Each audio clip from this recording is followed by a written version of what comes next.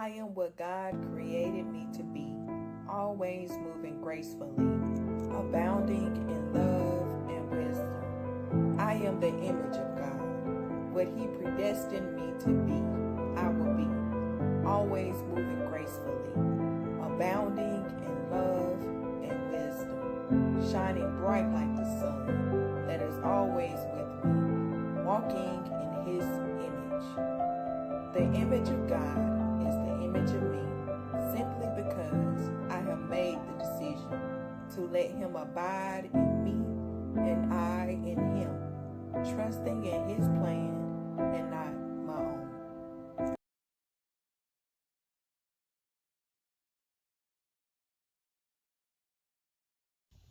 Hey y'all, hey, Leslie here. So this is the second segment of Key's Backporch Chronicles, and I'm going to offer y'all some spring water if you're thirsty, but if not, we're going to jump right into it. So today I will be reading out of one of the books that I have written, a devotion called Trust in the Lord. It comes from the first book, God and Me, a beautiful reflection of thoughts and devotions.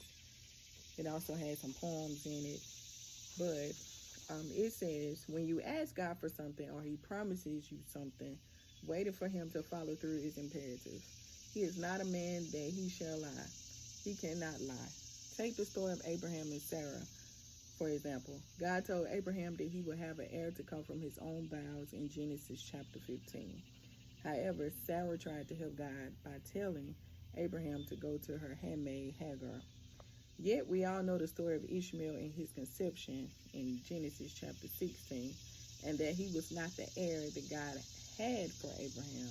It was Isaac. Hagar despised her mistress when she conceived Ishmael. Again, this is why it is imperative to wait on God's promises. God did not tell Abraham to go to Hagar. His wife intervened because she could not see what God was about to do. As she eavesdropped, she overheard the angel of the Lord tell Abraham that it would in fact be Sarah who would conceive, and her response was laughter. Further, we know Abraham believed God.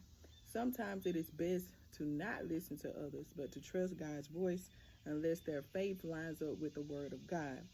Failure to do so could result in situations that are not God ordained. Now, don't get it twisted. While Sarah did things on her own accord, God did not forsake Ishmael. He blessed him tremendously. However, the greatest blessing came through the birth of Isaac, and the prophecy of Jesus Christ was fulfilled. This is a testament of the fact that He is still merciful even in our disobedience. Remember these words from Isaiah 40:31. But they that wait upon the Lord shall renew their strength. They shall mount up with wings as eagles. They shall run and not be weary, and they shall walk and not faint. Trust God in every area of your life and be anxious for nothing, because that creates unnecessary problems. So, my question to you today, how many times have you birthed Ishmael because you refused to wait on Isaac? Be blessed.